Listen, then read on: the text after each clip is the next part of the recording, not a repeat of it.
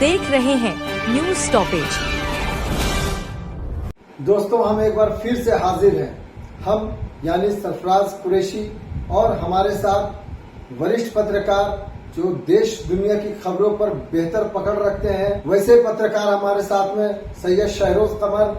हम आज एक बड़ी खबर के साथ और बड़े मुद्दे के साथ आपके सामने आए हैं। खबर यह है दोस्तों कि राजधानी से एक बड़ी खबर निकलकर सामने आ रही है कि राजधानी के कटमकुली के अख्तर अंसारी नामक एक युवक की महिलाओं टाटी सिलवे थाना क्षेत्र में, जो रांची में ही पड़ता है, मॉब लिंचिंग हो गई है बकरी चोरी के आरोप में।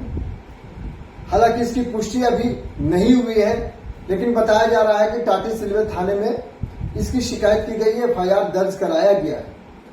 दोस्तों, आपको याद होगा कुछ दिन पहले ऐसी ही एक घटना और हुई है झारखंड में। कोडरमा में एक इमाम मस्जिद से नमाज पढ़ाकर आ रहे थे।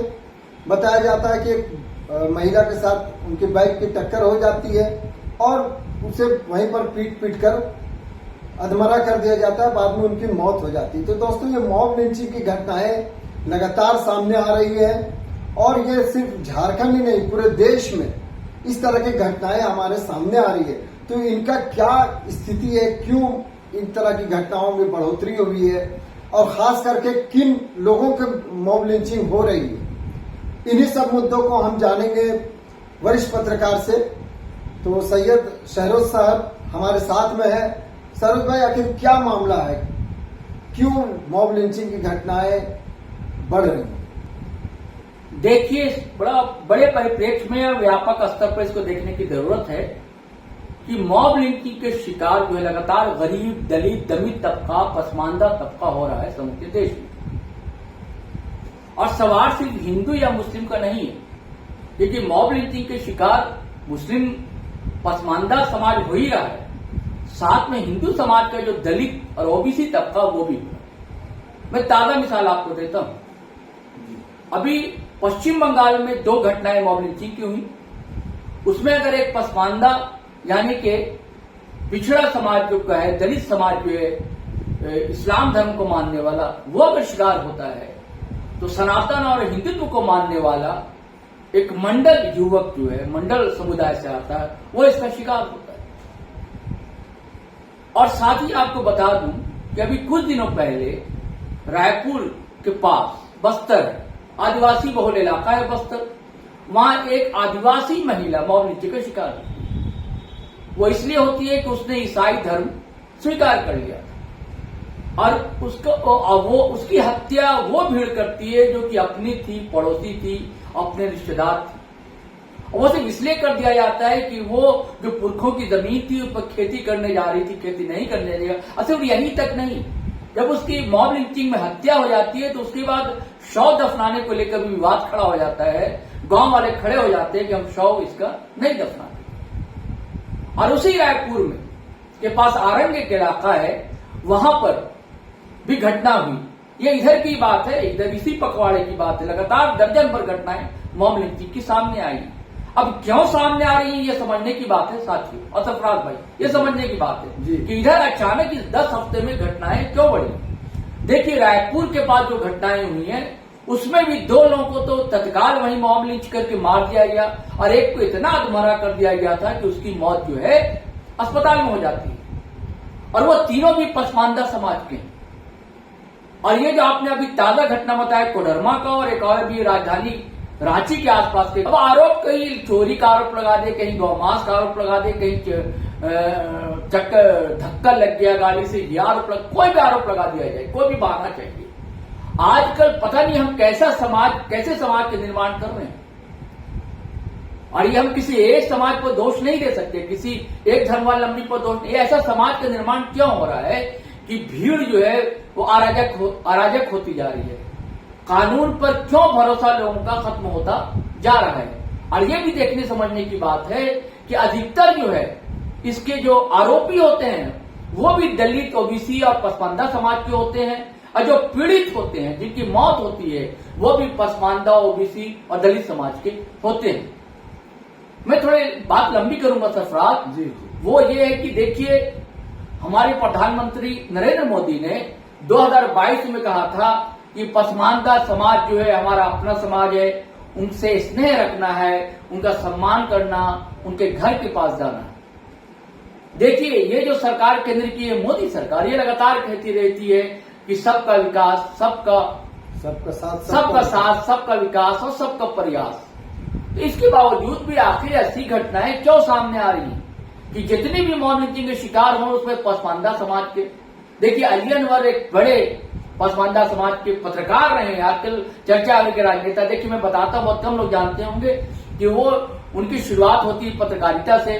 प्रभात खबर, बिहार के रहने वाले अली अनवर, प्रभात खबर, हिंदुस्तान, उसके बाद उनको बिरला की फेलोशिप मिलती है और फेलोशिप इसी मुद्दे पर मिलती है कि पसमानदा समाज मुस्लिम में जो पिछड़ा तबका है, जो पीछे रह गए लोग, उसके लिए एक शब्दावली इजाद की गई है, पसमानदा।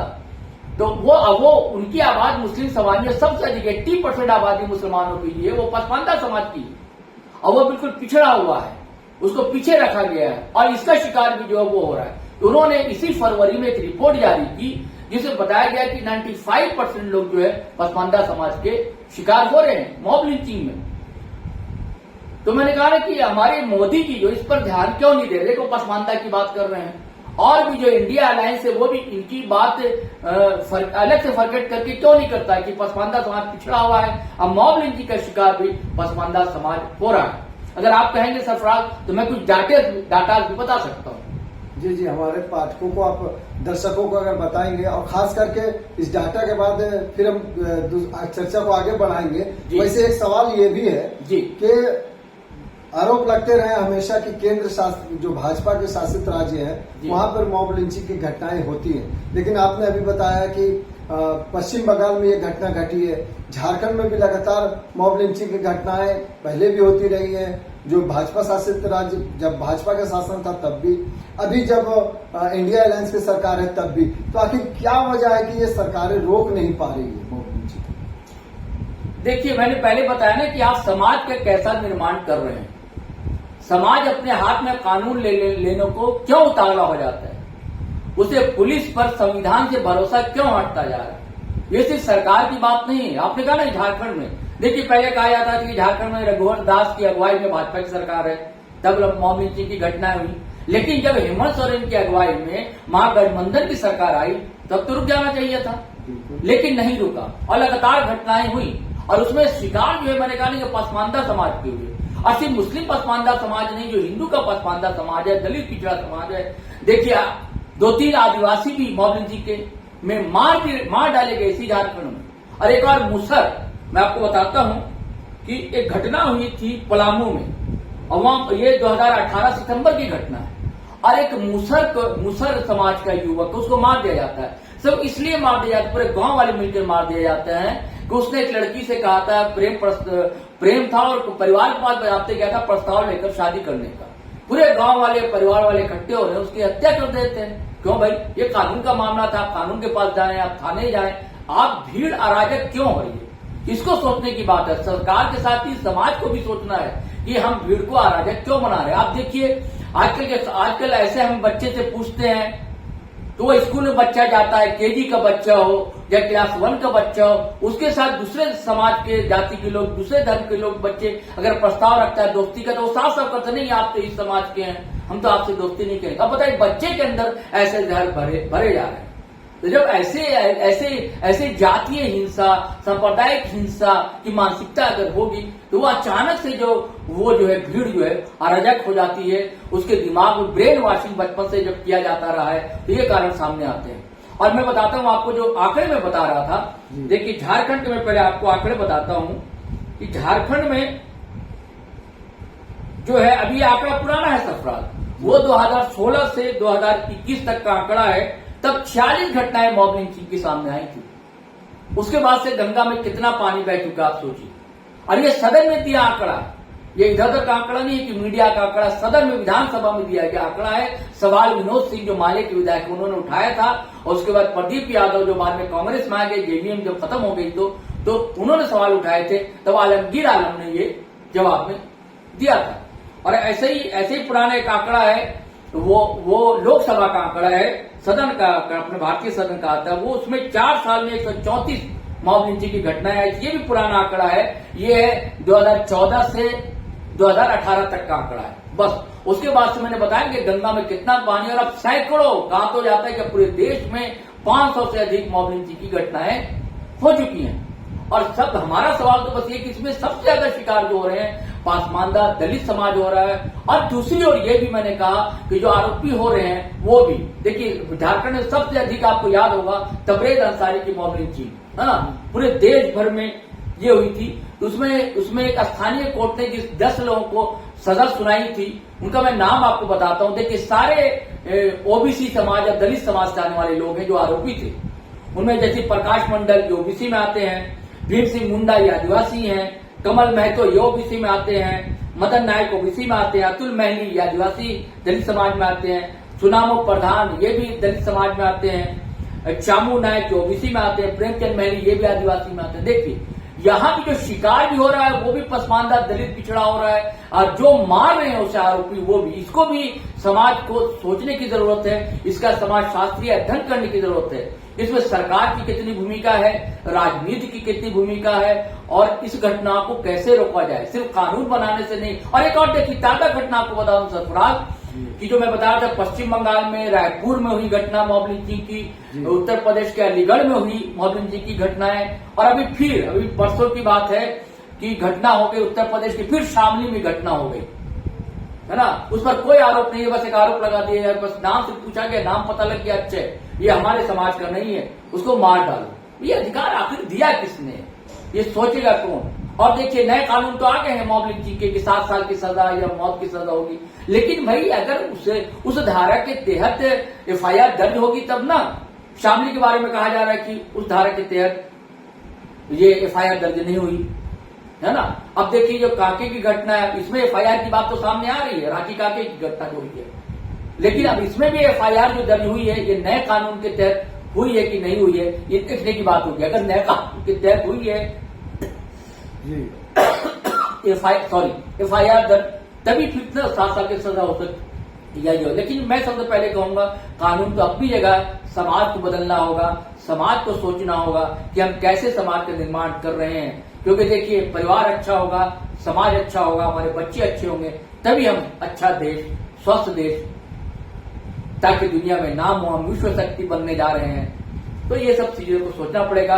विश्व की मीडिया इस मामले को बड़ा तूल देती है, क्योंकि उसके पास आंकड़े होते हैं, तथ्य होते हैं, तो हम ऐसी घटना सामने आने ही ना दें कि उनको मौका मिल जाए हमारे देश का मजाक उड़ाने का। लेकिन शहरोज भाई जैसा आपने बताया कि लगातार जो है घटनाएं होती रही है, समाज किस स्तर पर जा रहा है ये सोचने की बात है। लेकिन कहीं ना कहीं जो कानून है, जैसे झारखंड में भी कानून बना और देश में भी कानून है, मॉब लिंचिंग को लेकर सुप्रीम कोर्ट ने भी कई फैसले दिए थे, कानून बनाने को लेकर कहा था। लेकिन अगर कार्रवाई होती है निष्पक्ष तौर से और कड़ी कार्रवाई हो तो निश्चित रूप से जो ये मोह बन रहा है, जो लोगों में समाज में जो सोच आ रही है कि हम किसी घटना पर किसी को पीट दे, मार दे, किसी की जान चली जा रही है, अगर कानून सख्ती से पालन किया जाए और दोषी पर कार्रवाई हो जाए, जो दोषी है उस पर सख्ती से कार्रवाई हो, तो निसंदेह एक पर कार्रवाई होगी तो 10 डरेंगे। तो क्या ये नहीं लग रहा कि कानून में भी कहीं ना कहीं, जैसा आपने बताया कि एफआईआर उस नए कानून के तहत दर्ज हुए कि नहीं हुए, ये भी सोचना पड़ रहा है। तो अगर वो ईमानदारी से जो हमारे कानून के जो रक्षक हैं, अगर वे सामने आए और ईमानदारी पूर्वक कानून का पालन कर दे और दोषियों को सजा दिलवा दे, तो दोषियों को सजा जब एक को मिलेगी तो दूसरे भी डरेंगे। तो क्या इससे भी समाज में असर पड़ेगा ही सर? बिल्कुल बिल्कुल असर पड़ेगा। बिल्कुल सजा होती है तो लोग के अंदर एक डर होता है, डर समाता है कि नहीं भाई ऐसी घटनाएं नहीं होनी चाहिए। ये तो होता है असर, कहते हैं ना कि पुलिस के डंडे में तो दम होता है, और असर बिल्कुल होता है। लेकिन बार बार मैं फिर कहूंगा समाज को भी बदलने की जरूरत है। ऐसी मानसिकता का निर्माण ही ना हो कि भीड़ अराजक हो जाए। आजकल भीड़ अराजक हो जा रही है, अपने हाथ में कानून ले लेती है। और आपने बिल्कुल सही कहा कि अगर कानून का डंडा पड़ेगा तो इनकी हिम्मत नहीं होगी ये कानून हाथ में ले।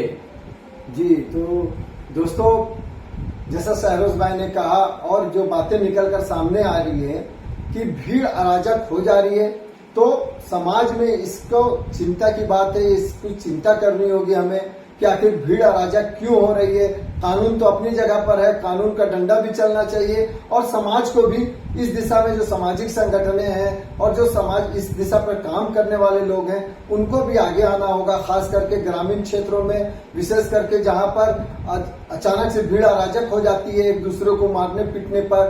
तो इन बातों को लेकर जागरूकता फैलाई जाए और विशेष करके जो ग्रामीण क्षेत्रों में रह रहे हैं वहां पर काम हो तो निसंदेह आने वाले समय में इस तरह की घटनाओं में कमी आएगी। लेकिन दोस्तों, जिस तरह से मॉब लिंचिंग की घटनाएं हो रही है, किसी का परिवार किसी घटना को लेकर, एक परिवार नहीं एक समाज में डर पैदा होता है, चाहे वो कोई भी हो।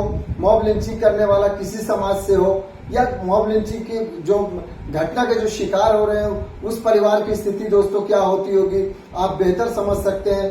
तो चलिए, इन्हीं सब बातों को लेकर हम फिर से नए मुद्दे को लेकर आपके सामने आएंगे। तब तक के लिए हमें इजाजत दीजिए। जय हिंद, जय भारत।